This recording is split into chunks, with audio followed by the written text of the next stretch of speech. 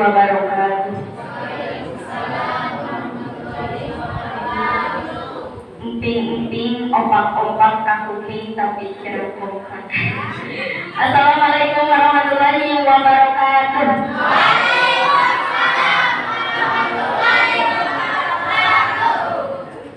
Alhamdulillahilladzi arsala rasulahu bil huda wa dinil haqq liyuzhirahu 'ala dini kulli walau karihal musyrikun.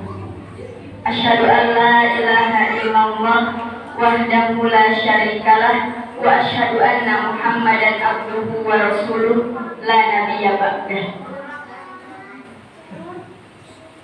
Puji beserta syukur mari kita panjatkan kepada Allah yang Maha Ghafur, yang nikmatnya takkan pernah terukur. Alhamdulillah atas nikmat yang diberikan oleh Allah, kita masih diberikan kesehatan, ya, sehingga pada malam ini kita masih bisa hadir ke majelis ilmu yang insya Allah mubarakah. Amin ya Allah ya Rabbal alamin. Alhamdulillah juga pada malam ini atas dasar nikmat yang begitu besar yang diberikan oleh Allah kepada kita, kita masih diberi kesempatan untuk menikmati, ya, nikmat iman, nikmat Islam, bahkan nikmat ihsan. Dan banyak sekali nikmat-nikmat yang perlu kita syukuri, seperti nikmat sehat, nikmat umur, bahkan nikmat waktu. Semoga hadirin yang hadir pada kesempatan kali ini yang sedang sakit, Allah sembuhkan penyakitnya. Yang sehat semakin disehatkan kembali oleh Allah. Yang dokternya belum kandelnya, semoga Allah kandelkan, Bu. Semoga ditebalkan oleh Allah dan hutang-hutangnya semoga Allah lunaskan. Amin. Tuntari kalau pengtermah cerita serutangan. Salawatullah salam beserta salam semoga selamanya dapat tercurah limpahkan kepada panutan alam, pembawa kebenaran, pembawa cahaya, pembawa ilmu, pembawa risalah-risalah. Siapa beliau? Dia adalah Nabi Muhammad Sallallahu Alaihi Wasallam. Hadirin yang berbahagia, sebelumnya mohon maaf saya hadir di depan ibu bapak sekalian dalam rangka membadal guru-guru kita yang tidak bisa hadir pada kesempatan malam ini.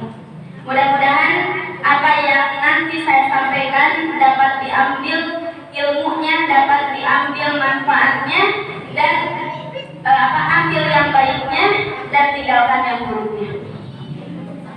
Sebelum itu, sepertinya banyak sekali jamaah yang tidak hadir pada malam ini, mungkin dikarenakan sakit atau ada keperluan-keperluan lain. Alangkah baiknya kita doakan terlebih dahulu saudara-saudara kita yang pada malam ini tidak bisa hadir dikarenakan sakit. Mudah-mudahan Allah mengangkat penyakitnya dan penyakitnya dijadikan sebagai penggugur dosa untuk dirinya. Bismillahirrahmanirrahim. Allahumma rabbana la shifaan illa shifauka shifaan la yughadiru. Begitu pula dengan saudara-saudara kita yang telah dahulu dipanggil oleh Allah Subhanahu wa taala, semoga Allah tempatkan mereka di tempat yang sangat mulia dan penuh kebahagiaan, yaitu di surganya Allah Subhanahu wa taala. Dan mungkin sekarang atau nanti setelah habis majelis ilmu atau besok lusa, jangan-jangan giliran kita yang dipanggil oleh Allah. Mari kita doakan, Allahumma ighfir lahum warhamhum wa'afihi wa'fu anhum wa akhrijhum wa wasi'hum. Semoga doa-doa kita dikabulkan oleh Allah Subhanahu wa taala. Dalam hati Ibu, artinya asal usul ya teh. Insyaallah pas nama siap dibongkar. Hadirin rahimakumullah, perlu diketahui bahwa buah dari keimanan seseorang adalah akhlak. Akhlak adalah sikap yang tertanam di dalam jiwa seseorang yang menyebabkan dia melakukan satu perbuatan. Sehingga kita mengetahui bahwa ada dua akhlak. Yang pertama ada akhlak sayyi'ah, dalam akhlakul bani dikatakan akhlakul qabihah, dan ada yang dinamakan dengan akhlakul karimah. Akhlakul sayyi'ah atau akhlakul qabihah yang berarti akhlak yang buruk atau akhlak yang tidak baik, sedangkan akhlakul karimah adalah akhlak yang mulia atau akhlak yang baik.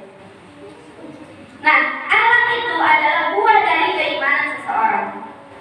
Dua akhlak tadi bisa saja seimbang kita lakukan, akhlakul sayyi'ahnya, akhlakul karimahnya, atau bisa saja kita condong hanya melakukan akhlakul sayyi'ah saja, atau kita condong hanya melakukan akhlakul qabihah saja, atau sebaliknya bisa saja kita hanya condong pada melakukan akhlakul karimah, akhlak-akhlak yang baik, sehingga mendorong kita ya sampainya kepada Allah Subhanahu wa taala. Hadirin yang berbahagia, manusia yang condong pada akhlakul karimah, Allah menjanjikan bagi dirinya adalah surga yang penuh kenikmatan. Dan manusia yang condong pada akhlakul karimah berarti dia sudah mendapatkan buah dari keimanan yang tadi disebutkan. Seperti dalam hadis yang diriwayatkan oleh Imam Ahmad, akmalul mu'minina imanan ahsanuhum khuluqan. Orang mukmin yang paling sempurna keimanannya ialah orang yang paling baik akhlak. Nah, orang yang condong, sekali lagi, orang yang condong selalu berbuat kebaikan, selalu mengarahkan dirinya pada akhlakul karimah, berarti dia mendapatkan buah dari keimanan. Seperti tadi dikatakan, orang beriman ya yang paling sempurna keimanannya ialah orang yang paling baik akhlaknya. Namun sebaliknya, jika manusia hanya condong pada melakukan akhlakul qabihah, akhlakul sayyi'ah, akhlak yang tidak baik, maka jiwanya akan terus mengantarkan dirinya untuk melakukan keburukan-keburukan sehingga membawa dirinya ke jalan yang salah, bukan jalan yang lurus. Jadi ingat, orang yang hanya condong melakukan akhlak yang qabihah, akhlak yang tidak baik, maka jiwanya akan mendorong untuk selalu berbuat kejahatan. Karena apa? Satu kali berbuat kejahatan, satu kali berbuat keburukan, maka kita akan ketagihan dengan perbuatan tersebut. Seperti contoh, saya masih ingat nasihat lama guru saya waktu SMA. Satu kali Anda berbohong hari ini, besok pun Anda akan berbohong kembali untuk menutupi kebohongan hari ini. Ditanya hari ini, kamu punya uang tidak? Tidak, padahal mah di dompet nanti nyocok. Ditanya lagi, ada yang tanya, kamu punya uang nggak? Aku bingung, kalau bilang punya uang tadi sudah bilang tidak punya uang. Berbohong lagi, terus berbohong, pada akhirnya kebohongan yang sangat besar yang akan dipupuk di dalam diri kita. Nah, seperti hadis yang disabdakan oleh Nabi Muhammad SAW, qala Hasan, redaksinya seperti ini. Qala Hasan, nafsuka illam tashghalha bil haqqi syaghalatka bil batil. Jiwamu itu jika engkau tidak membuatnya sibuk dengan kebaikan, maka jiwa kita akan sibuk dengan keburukan. Tidak ada akhlak lain lagi. Manusia kalau tidak melakukan kebaikan, ya dia berarti akan melakukan keburukan. Tidak akan lepas dari itu. Coba kita ingat-ingat apa perilaku-perilaku yang pernah kita lakukan lebih condong kepada akhlak sayyi'ah atau kalau lebih condong pada akhlakul karimah. Nah, hadirin yang berbahagia, akhlak yang mulia, akhlak yang sempurna hanya dimiliki oleh Rasulullah Shallallahu Alaihi Wasallam. Karena kenapa? Karena dalam makna ini, ya Rasulullah ditempatkan dalam makna yang sempurna, seperti dalam firman Allah Quran surat Al-Ahzab ayat 23 atau 21. A'udzu billahi minasyaitonir rajim. Ayatnya sudah familiar ya, ibu-ibu sudah tahu. Laqad kana lakum fi rasulillahi uswatun hasanah. Nah, telah terdapat ya di dalam diri Rasulullah Shallallahu Alaihi Wasallam adalah suri tauladan yang baik. Maka jika kita mencari dan bertanya kepada siapa kita mencontoh akhlak, maka tidak boleh jauh-jauh ya. Kita tentunya harus menjawab kepada Nabiullah Muhammad Shallallahu Alaihi Wasallam. Tidak ada lagi ya. Tidak ada lagi selain daripada kita mencontoh kepada Nabi Muhammad. Banyak hadis yang mengatakan innamal bu'istu liutammima makarimal akhlak. Sesungguhnya Nabi diutus ke muka bumi tiada lain untuk menyempurnakan akhlak. Untuk siapa? Untuk umatnya. Nah, akhlak ini yang memperbaiki akhlak ini tidak dibatasi oleh usia. Asin atas kolot kami Yosue nya teman perbaiki akhlak oke kata siapa? Memperbaiki akhlak ini ditujukan untuk semua manusia yang beriman kepada Allah. Tak terkecuali ibu-ibu, nenek-nenek, ya, kakek-kakek, pokoknya semua manusia yang mengaku beriman kepada Allah. Nah, maka seperti tadi disebutkan, laqad kana lakum fi rasulillahi uswatun hasanah. Kita mencontoh kepada Nabi Muhammad yang dalam kisahnya kita sudah tahu dan mengetahui setiap gerak langkahnya menjadi apa? Amal kebaikan.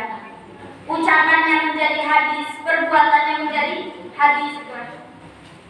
Bahkan ketetapannya pun menjadi hadis. Maka sekali lagi kalau kita mencari siapa yang patut kita contoh akhlaknya, ya kita mencontoh Nabi Muhammad Shallallahu Alaihi Wasallam. Ya jangan K-popers misalkan. K-popers dijadikan contoh untuk memperbaiki akhlak, tidak tepat. Umat Muslim yang memiliki Nabi Muhammad yang sudah dibekali suri tauladan yang baik dan difirmankan oleh Allah dalam kitabnya. Hadirin yang berbahagia, buah dari keimanan tadi ya, adalah akhlak yang mulia, seperti yang telah dipaparkan pada pemaparan tadi. Sehingga orang-orang yang sudah mendapatkan buah dari keimanannya, dia akan dirujuk, ya, dia akan dibantu oleh jiwanya untuk melakukan banyak sekali kebaikan. Sifat-sifat baiknya akan terbentuk di dalam jiwanya. Seperti sifat apa saja? Sifat ikhlas, sifat sabar, kemudian sifat syukur. Tiga hal ini akan menjadi fondasi seseorang untuk menguatkan keimanannya. Kenapa demikian? Ya, nanti kita bahas satu persatu ya, tentang ikhlas, tentang sabar, kemudian tentang syukur. Yang pertama adalah sifat ikhlas. Ikhlas sebagai murni, ya, atau kemurnian. Kalau lazimnya ikhlas itu adalah melakukan sesuatu hanya karena Allah Subhanahu wa Ta'ala, tanpa memikirkan hal-hal yang lainnya. Kita ibadah hanya karena Allah. Kita sedekah hanya karena Allah. Kita menuntut ilmu hanya karena Allah. Ya, bukan berangkat dari rumah hadir ke majelis ilmu, cina bisa ilmu lagi hutang, non pakai mau kamu nih kaos deh, bukan seperti itu. Ya. Banyak sekarang ya yang menjadikan pelampiasan majelis ilmu untuk pelampiasan hutang-hutang. Banyak bisa ditagih. Badai nyewa antar kapal kausan. Dari sini nu lagi oke cina di pakausan mah. Nah, tapi tidak seperti itu. Ikhlas tidak didefinisikan seperti itu. Tapi ikhlas adalah memurnikan, murni sekali hanya karena Allah Subhanahu wa Ta'ala. Sehingga disebutkan di dalam riwayat-riwayat yang lain, ikhlas adalah engkau tidak mencari orang yang menyaksikan amalmu selain dari Allah. Orang yang melakukan perbuatan dengan ikhlas, dia tidak akan mencari orang lain untuk menyaksikan kita beramal. Cina pada sedekah tapi can aya batur, kewek minuman. Nah, berarti orang yang masih mencari orang lain ketika akan beramal, berarti belum ikhlas. Ya, karena pada hakikatnya ikhlas adalah melakukan sesuatu atas dasar karena Allah Subhanahu wa Ta'ala. Segala perbuatan yang kita lakukan, perbuatan baik, ya semata-mata hanya karena Allah, seperti difirmankan dalam Al-Quran surat Al-Bayyinah ayat 5. Ada yang hafal? Al-Bayyinah ayat 5. Wa ma miru illa liya'budullaha mukhlishina lahu hunafa'a wa yuqimus sholata wa yu'tuz zakata wa dzalika dinul qayyim. Alhamdulillah kalau baca apa surat.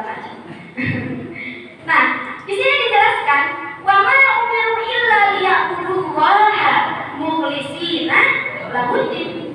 Ya. Padahal mereka tidak disuruh kecuali supaya apa? Mereka menyembah Allah dengan memurnikan ketaatannya kepada Allah, dengan ikhlas. Ya. Segala bentuk perbuatan baik apapun, maka harus didasari dengan sifat ikhlas di dalam hati kita. Kita tidak boleh mencari orang lain untuk menyaksikan amal kebaikan kita. Justru orang yang memiliki sifat ikhlas, dia akan selalu menyembunyikan kebaikan-kebaikan yang dilakukan oleh dirinya. Alimu kapan akan membantu jami anu ikhlas. Sahabat dina hadis mah syair dikatakan ketika kita bersedekah, tangan kanan sedekahnya tangan kanan jangan sampai diketahui oleh tangan kiri. Mana cenanya hadis coplok kedua tangan kiri nanti?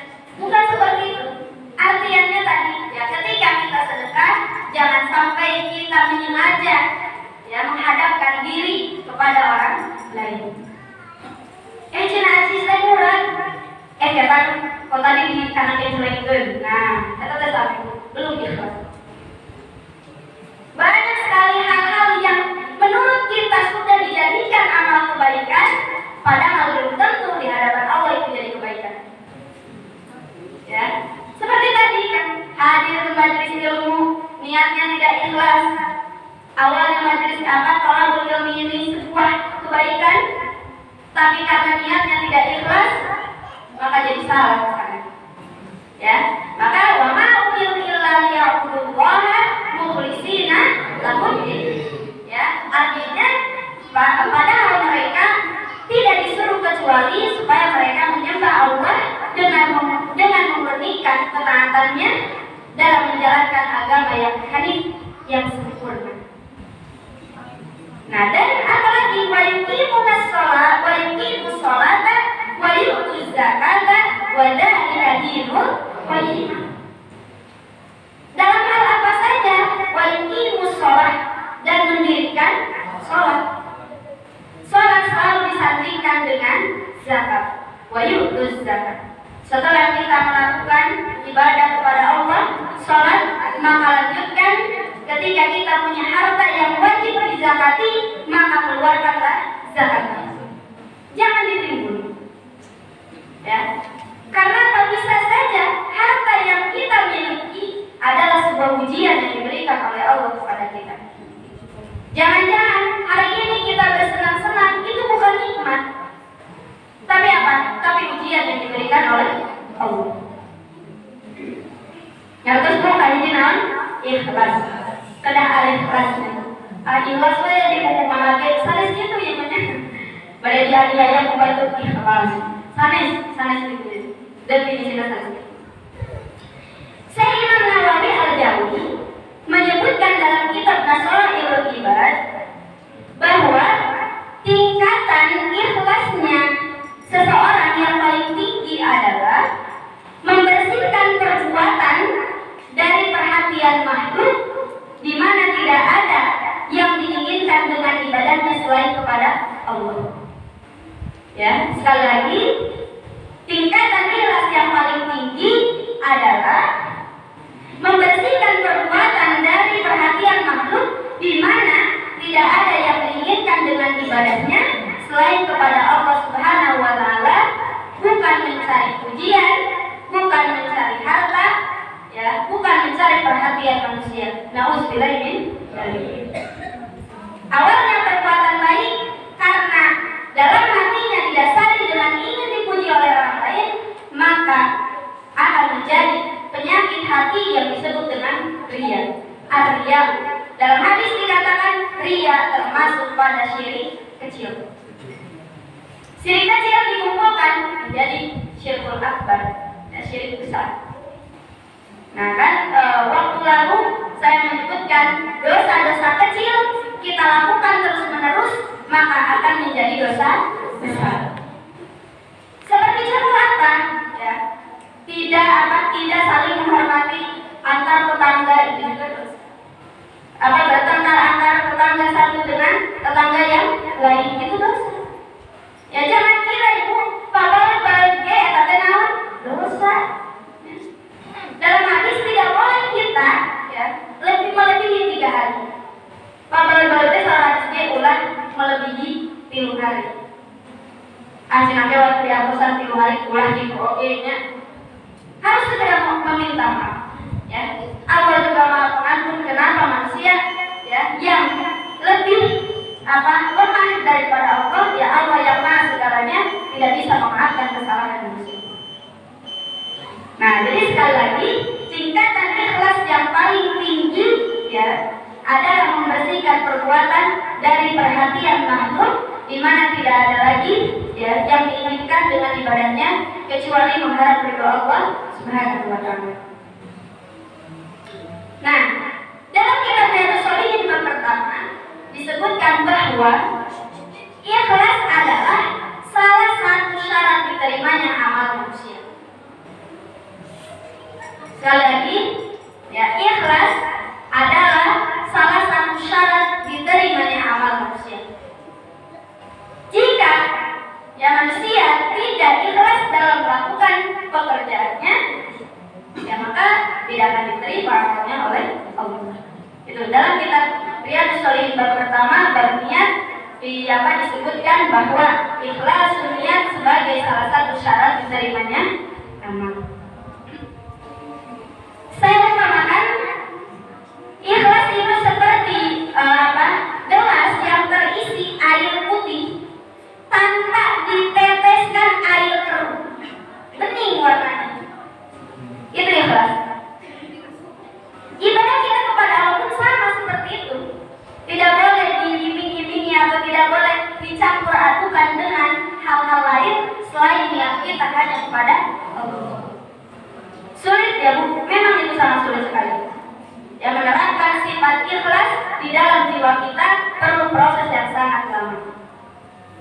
Kadang niat kita sudah benar-benar mau ikhlas, ada saja gangguan setan yang merasuk ke dalam jiwa kita sehingga kita tidak menjadi ikhlas dalam melakukan perbuatan.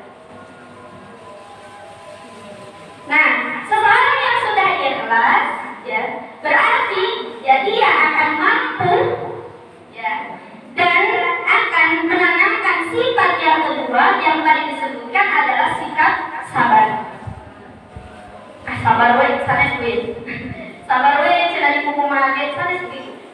Ya, orang yang beriman, dia akan menerima sesuatu yang telah ditakdirkan oleh Allah Subhanahu wa Ta'ala, ya, menerima segala ujian yang diberikan oleh Allah Subhanahu wa Ta'ala.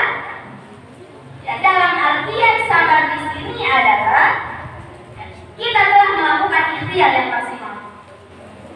Kalau belum ikhtiar, acina sabar we di pasian ujian teh, akan ikhtiar naon? Eta malukan. Tapi sabar di sini kita melakukan ikhtiar semaksimal mungkin. Contohnya, ketika kita sakit, kita ikhtiar mencari apa? Obat. Supaya apa? Supaya sehat, sembuh. Kita dikasih ujian, dikasih musibah, kita cari solusinya. Ketika sudah mentok, ya Allah, kita masih buntu-buntu teh. Maksudnya ada solusi yang terbaik, nah maka sabar bersama. Orang yang beriman, dia akan selalu menanamkan sifat sabar di dalam diri. Hadirin yang berbahagia, jika kita melihat kisah-kisah para nabi zaman dulu, banyak sekali nabi yang hampir semua nabi berujian oleh Allah. Ya, seperti kisahnya Nabi Ayub alaihissalam. Nabi Ayub dipuji dengan penyakitnya selama berapa tahun? 18 tahun. Ya, 18 tahun. Bukan waktu yang cepat. Ya, sampai dalam kisahnya istrinya buruhnya mencari nafkah, sampai pada akhirnya masyarakatnya tidak mau mempekerjakan istrinya karena dikhawatirkan penyakitnya menular. Dalam kisahnya sangat menyedihkan sekali,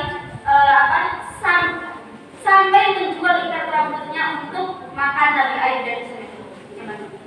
Tapi apa? Berkat kesabaran Nabi Ayub alaihissalam dan istrinya, Allah sembuhkan penyakitnya dengan diberikan wajah yang sangat tampan dari sebelum Nabi Ayub diberi ujian oleh Allah. Atau ada lagi kisah Bani Israel, ya, yang ditindas oleh Fir'aun. Atas kesabaran kaum Bani Israel, Allah menjadikan ya surga bagi mereka. Nah maka ya kita sebagai orang yang beriman dan menanamkan sifat sabar, jangan khawatir, Allah sudah siapkan pahala-pahala yang besar bagi kita, ya, bagi kita yang beriman. Sehingga pujian yang diberikan oleh Allah kepada kaum Bani Israel, ya, dengan tindasan Fir'aun dan para pengikutnya diabadikan di dalam Quran surat Al-A'raf ayat 137. Wa tammat kalimatu rabbikal husna ala bani Israila bima sabaru. Dan telah sempurnalah perkataan Rabbmu yang baik sebagai janji untuk Bani Israel disebabkan kesabaran mereka. Allah menjanjikan, ya, janji Allah pasti nyata, ya, tidak akan mungkin seperti janjinya manusia. Manusia 1 jam berjanji bisa saja 5 menit kemudian berbohong, mengikat. Padahal, ya, itu adalah salah satu tanda-tanda orang yang munafik. Dalam hadisnya dikatakan ayatul munafiki idza haddatsa kadzdzaba wa idza wa'ada akhlafa wa idza tumina khana. Tanda orang munafik itu ada 3: apabila berbicara ya berdusta, apabila berjanji dia mengingkari, apabila dipercayai dia berkhianat. Nauzubillah min dzalik. Jangan sampai kita termasuk pada ciri-cirinya saja ada orang-orang munafik. Nah, satu lagi Bu ya, insyaallah di dikeputin. Nah, Ibnu Abbas mengatakan bahwa sabar di dalam Al-Quran ada 3. Yang pertama adalah sabar dalam menjalankan perintah Allah. Yang kedua, sabar dalam maksiat, menahan maksiat atau menahan yang diharamkan oleh Allah. Dan yang ketiga adalah sabar dalam menghadapi musibah. Ada 3, kita harus sabar dalam menunaikan ajaran-ajaran Allah, karena banyak sekali godaannya. Untuk mencapai surganya Allah tidak mudah. Banyak sekali rintangan, banyak sekali kemalasan, banyak sekali hal-hal yang mengganggu kita, sehingga kita tidak mau mengerjakan kebaikan. Nah, dalam Al-Mahfudz dikatakan sabar dapat menolong segala amal perbuatan. As-sabru yu'inu ala kulli amal. Kesabaran dapat menolong segala amal perbuatan. Nah, hadirin yang berbahagia, manusia yang sudah menunaikan atau sudah bisa menanamkan sifat ikhlas dan sifat sabar, maka pada akhirnya dia akan bersyukur atas nikmat yang diberikan oleh Allah. Dikasih harta bersyukur, dikasih ilmu bersyukur, dikasih nikmat sehat bersyukur, segala bentuk yang telah diberikan oleh Allah, dia akan mensyukurinya.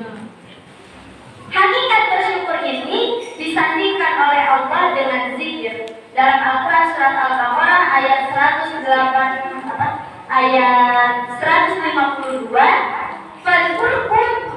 Fadkuruni adkurkum washkuruli wala takfurun. Karena itu ingatlah kamu kepadaku, niscaya aku akan ingat pula kepadamu. Dan perintah bersyukur, bersyukurlah kepadaku dan janganlah mengingkari nikmat. Barang siapa yang mengingkari nikmat-nikmat yang diberikan oleh Allah, maka Allah menjanjikan azab yang sangat pedih. Dalam dalilnya sudah tahu kan? La in syakartum la azidannakum wa la in kafartum inna adzabi lasyadid. Siapa yang tidak bersyukur kepada Allah atas nikmat yang telah diberikannya, maka Allah simpan adab yang sangat pedih. Fadkuruni adkurkum washkuruli wala takfurun. Bahwa ketika kita ingat kepada Allah, maka Allah pun akan ingat kepada kita. Tapi manusia kadang sebaliknya, kalau mengingat usaha Allah, tapi kita lupa untuk mengingat Allah. Terlalu dari kumaha hasilnya? Anjena hoyong mengingat, tapi makhluknya tidak mengingat kepada Allah. Nah, karena itu sangatlah sedikit manusia yang mengingat kepada Allah. Wa qalilun min ibadah syakur. Banyak sekali dari hamba-hamba yang tidak bersyukur kepada Allah. Sehingga dan Allah syakartum lazidannakum wa in kafartum inna adzabi lasyadid.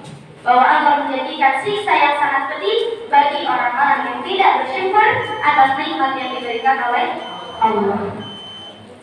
Nah, maka sangat gampang sekali untuk mensyukuri nikmat Allah. Hal-hal yang kecil saja kita diberi mata oleh Allah, perlihatkan kepada hal-hal yang baik. Kita diberikan nikmat telinga atau pendengaran, maka dengarkanlah untuk mendengarkan kalimat-kalimat Allah. Atau kita dikasih anggota badan yang sangat lengkap oleh Allah, maka kita fungsikan anggota badan kita sesuai dengan fungsinya dan atas dasar keyakinan kita kepada Allah Subhanahu wa Ta'ala. Nah, maka yang lebih nikmat lagi, kita dikasih nikmat berbicara oleh Allah. Tidak semua manusia bisa berbicara, kan ada yang tunarungu, ada yang tunanetra. Kita makhluk yang sempurna, yang diciptakan sebaik-baiknya oleh Allah, maka hal yang mudah, cara syukur lisan kita adalah mengucapkan kalimat hamdalah. Alhamdulillahirabbil alamin. Sekian Ibu yang biasa Ustaz boleh diucapkan. Mudah-mudahan keimanan kita bisa terus dikokohkan, ya, mengingat zaman sekarang zaman yang banyak fitnahnya, zaman yang sudah hampir roboh, ya, bukan hampir lagi, mungkin sudah roboh, ya. Semoga kita selalu dilindungi oleh Allah dari fitnah-fitnah yang hadir, ya, berhadapan kita, dan semoga kita tetap lurus, ya, mengikuti ajaran-ajaran Nabi Muhammad SAW. Dan ingat, dalam melaksanakan perbuatan harus didasari dengan ikhlas niat, ya, bahwa dalam tadi disebutkan dalam hadisnya, ya, dalam kitab Riyadhus Shalihin, salah satu syarat diterimanya amal manusia adalah ikhlas niat. Sekian yang dapat saya sampaikan, mohon maaf bila banyak kesalahan. Ambil yang baiknya, tinggalkan yang buruknya.